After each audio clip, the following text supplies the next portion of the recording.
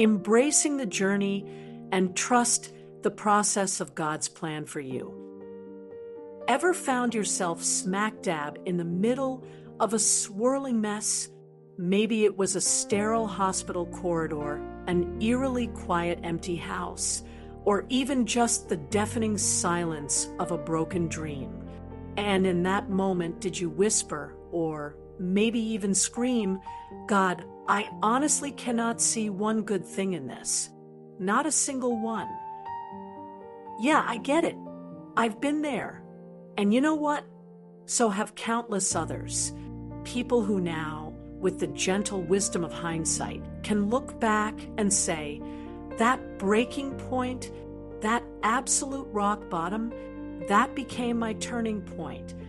It's a powerful truth, isn't it? That sometimes the very thing that feels like it's unraveling us is actually God reweaving us into something stronger, something more beautiful. Today, we're not just dipping our toes in, we're diving headfirst into those raw, unfiltered stories. Stories of gut-wrenching loss, of maddening delays, of total, bewildering confusion. But here's the kicker. These aren't just tales of struggle. They're stories that, in the end, blossomed into grace-soaked testimonies. They became living proof that God's plan, even when it feels utterly chaotic, is always at work. So please stick around, because by the time we wrap this up, I'm going to share 5 practical habits. Simple, yet profound, steps you can start tonight to truly lean into God's process. You can do this even when the path ahead isn't just unpaved, but seemingly unlit, and you can't see the next step. Let's unpack this journey of trust together. Section 1. When life shatters. Loss. It's a universal language, isn't it? A word that carries a heavy weight no matter who you are or where you're from. We all recognize its sting, its hollow ache. It doesn't discriminate. One moment, life feels predictable, even mundane, and the next, it's utterly unrecognizable. Think about Sarah, a bright, typical teenager, just studying algebra one night, probably dreaming about her weekend plans. The next morning, her world imploded. A sudden heart attack stole her dad. Just like that. One day, she's navigating quadratic equations. The next, she's staring at a casket, feeling like heaven itself had gone silent, completely indifferent to her pain. For 5 long years, anger became her shield. It felt safer, more tangible than the fragile tendrils of hope. Hope felt like a betrayal to her grief. Then, a youth pastor, with gentle persistence, handed her a Bible. It was already open to Jeremiah 29, verses 11 to 13. She read those familiar, yet suddenly resonant words. "For I know the plans I have for you, plans to prosper you, and not to harm you, plans to give you hope and a future." And for the very first time, the idea that God was still speaking, still actively involved in her shattered life, didn't sound like some tired, overused cliche. It sounded like a lifeline. It prompted a daring prayer, whispered in the quiet of her room. "God, if you're truly real, you're going to have to chase me, because I'm just too tired, too broken to chase you anymore." And you know what? He did. Slowly, gently, through consistent counseling sessions, through the raw honesty poured out onto journal pages, and through psalm-style venting those gut-wrenching, honest cries to God that David so famously penned, the ice around her heart began to crack. Today, Sarah isn't just surviving, she's thriving. She leads grief support groups for other teens, her eyes reflecting an understanding that only comes from shared experience. Her greatest ministry, her most profound impact, rose directly from her deepest hurt. It's a powerful, ancient archetype we see woven throughout Scripture, the wounded healer. God doesn't just waste our pain. He masterfully recycles it like an artist gathering shattered pieces of glass to create a stunning mosaic. He transforms our brokenness into profound purpose, crafting a brand new beginning from what feels like an end. Section 2. The myth of the straight path. Let's be honest, deep down, many of us harbor this secret expectation. We think the Christian life, or really any life lived in faith, should unfold like one of those smooth, automatic airport moving sidewalks. You step on, and it effortlessly carries you forward, straight to your destination. No bumps, no detours, just a clear, linear progression. But if you actually crack open Scripture, you'll find a vastly different picture.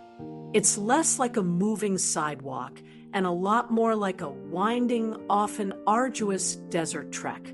It's full of unexpected turns, uphill battles, and long, desolate stretches. Consider Joseph. His path to power wasn't a direct flight. Oh no, it was a brutal journey through the pit of betrayal by his own brothers, followed by the chains of slavery, and then the confines of a dusty prison cell. He spent years in forgotten darkness before he ever saw the gleaming palace halls of Egypt. His story screams that the journey is part of the promise. Isaiah, a prophet chosen by God, had to preach comfort and hope to a nation that wouldn't actually experience that comfort for decades. He spoke into a future he wouldn't live to see fully realized, trusting that God's timing was perfect, even if painfully slow by human standards. And then there's the woman in Mark 5, who suffered from a debilitating hemorrhage for 12 agonizing years. 12 years of bleeding, of being an outcast, of seeking every possible remedy before her breakthrough moment when she simply touched the hem of Jesus' garment. Each of these narratives, and so many more, echoes the same profound headline. The journey itself is an indispensable part of the promise. It's the crucible where faith is refined, character is forged, and our dependence on God deepens. If you find yourself circling the same mountain you circled last year, feeling stuck, don't despair. You're not failing. You're not lost. Think of it like a potter's wheel. To the clay, it might just feel like endless, dizzying spinning.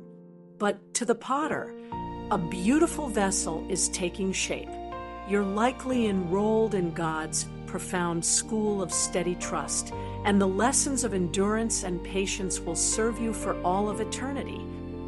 Section 3. 5 practices that move you from panic to peace. All right, so we know the journey can be tough, winding, and uncertain, but how do we navigate it? How do we move from that gut-wrenching panic to a deep, abiding peace, even when everything around us feels like it's falling apart? It starts with intentional practices, daily disciplines that re-anchor us to God's steady hand. Name it in prayer. Let's get real for a moment. God isn't allergic to your questions, your doubts, or your raw emotions.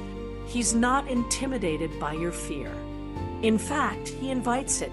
Tell him exactly what scares you. Don't censor yourself. God, I'm terrified this pain will never end. That's not just a legitimate prayer. It's a deeply honest one. Lord, I feel utterly lost and forgotten right now. That's a prayer God leans in to hear. Honesty before God isn't weakness. It's the doorway to trust. It's like opening a window in a stuffy, suffocating room. You let the anxiety out, creating space for his peace to rush in. Anchor one verse to your situation.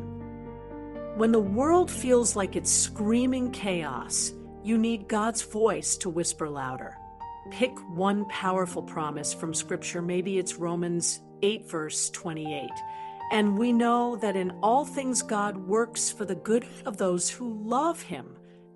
Or perhaps Philippians 4, verses 6 to 7, about exchanging our anxiety for God's peace. Once you have your verse, make it your compass in the storm. Write it on your bathroom mirror, set it as your phone's lock screen, tuck it into your wallet, or even scribble it on your coffee sleeve. Make it your spiritual earplug against the noise of fear. When emotions flare, let that one anchored word from God be the steady rhythm in your soul. It's a deliberate act of choosing God's truth over your feelings. Release the outcome. This one's tough, right? Because we all want a specific outcome. We want the job, the healing, the restored relationship. But surrender isn't giving up. It's giving God full permission to write a better ending than you could ever script for yourself. It's letting go of your tight grip on how things should unfold. It's like being a passenger in a car and finally handing the map to the driver who designed the roads and knows the final destination. You can relax, knowing the one in control has a far better perspective than you do. It means saying, God, I trust your no just as much as your yes, because your character is good. It's truly a liberating act. Find a safe voice. Isolation is a dangerous place. It's like a petri dish for despair, allowing lies to take root. We weren't meant to do life alone, especially not the hard parts. You need a safe voice, one grounded friend, a small group, or a licensed counselor who reflects God's steadiness back to you. Community isn't just nice. It's like a team of people lifting a heavy object that one person can't lift alone. When you share your struggle, you give others the chance to carry some of the weight, to pray for you, and to remind you of God's unchanging promises. Serve while you wait. Nothing, absolutely nothing, loosens the suffocating grip of self-pity quite like looking into someone else's storm. When you're stuck in a holding pattern, shifting your focus outward can be revolutionary. It's like flipping a switch in a dark room. It doesn't just illuminate a path for others. It instantly helps you see your own surroundings more clearly. Bake cookies for a neighbor. Offer to babysit for a single mom. Write a small check to a charity. These aren't just good deeds. They are acts of worship that shift your perspective and remind you that even in your waiting, you still have something valuable to offer. Mid-roll CTA. If any of those steps resonated with you, if one of those practices sparked a flicker of hope, do me a favor. Hit that subscribe button right now. And then, in the comments below, tell me, which practice are you starting this week? Your story, your simple commitment might just be the lifeline someone else scrolling through tonight desperately needs to grab onto. Section 4. Trust when the price tag is high. Sometimes the cost of trusting God feels incredibly steep. It's not just discomfort, it's a full-blown sacrifice. Joyce Meyer, a powerful voice in faith, often shares her early journey. She felt a clear call to quit her job and study the Bible full-time, a move that left her family in a precarious financial position for 6 long years. She learned a profound lesson.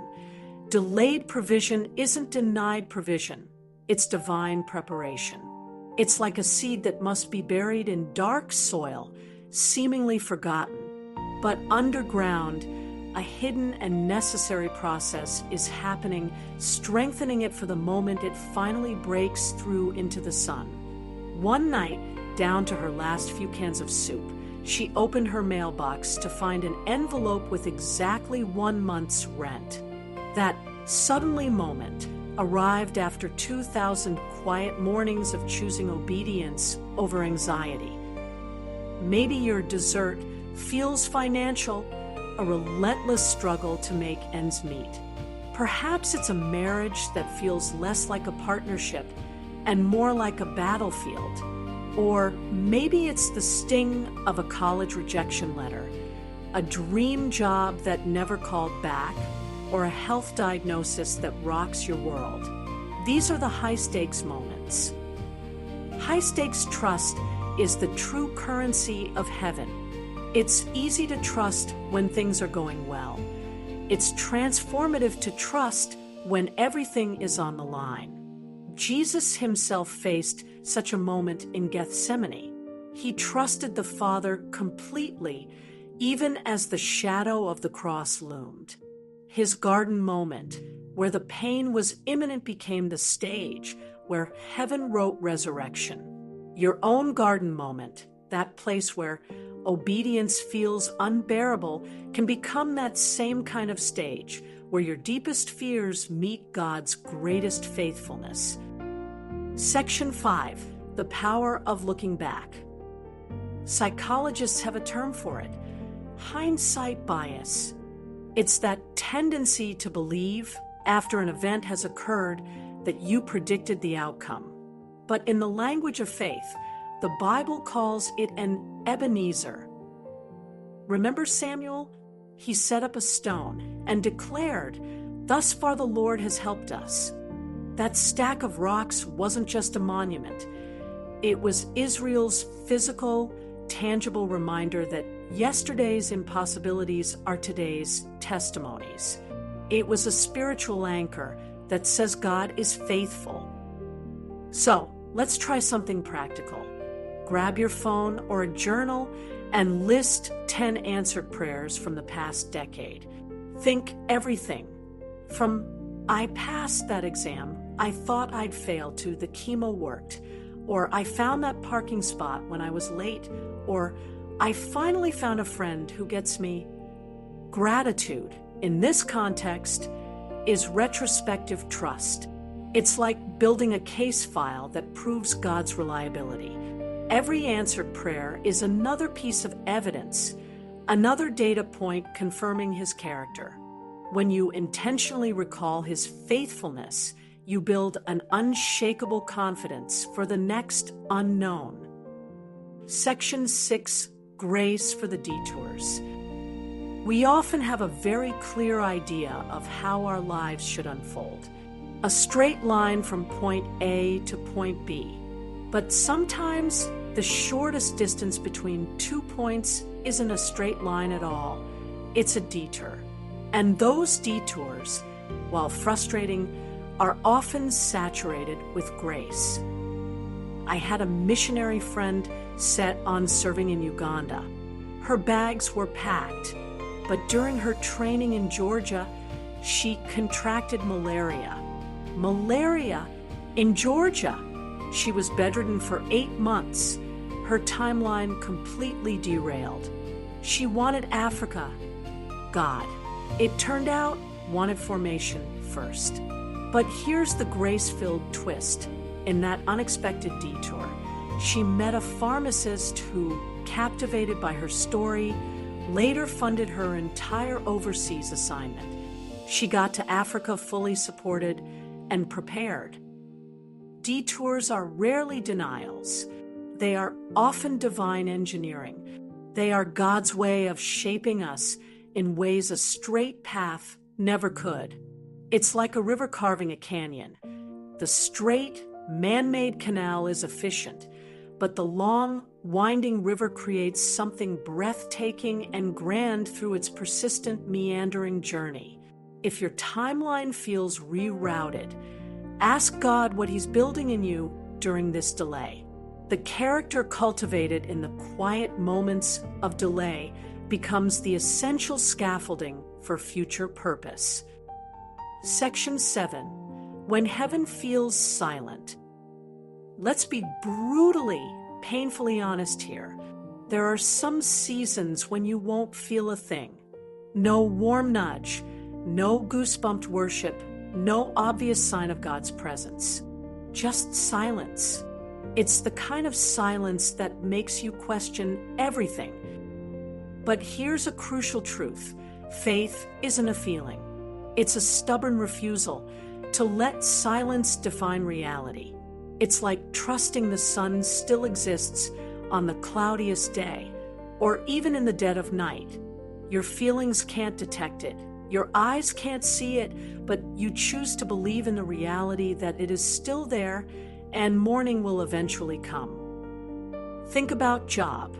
He screamed into 37 chapters of apparent divine absence, losing everything. Yet in that profound silence, he declared, "Though he slay me, yet will I trust him."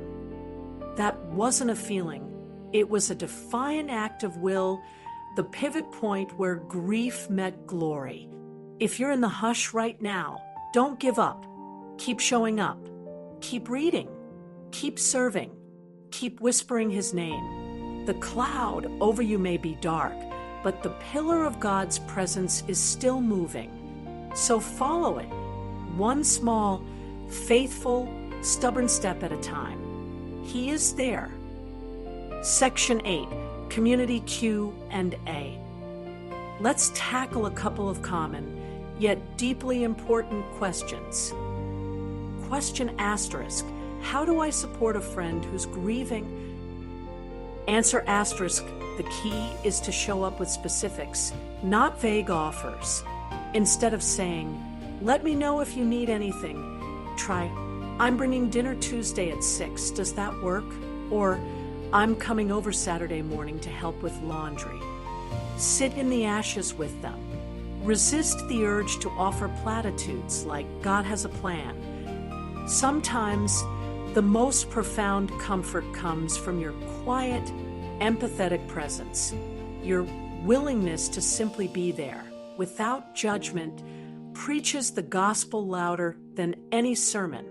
It communicates, you are not alone in this.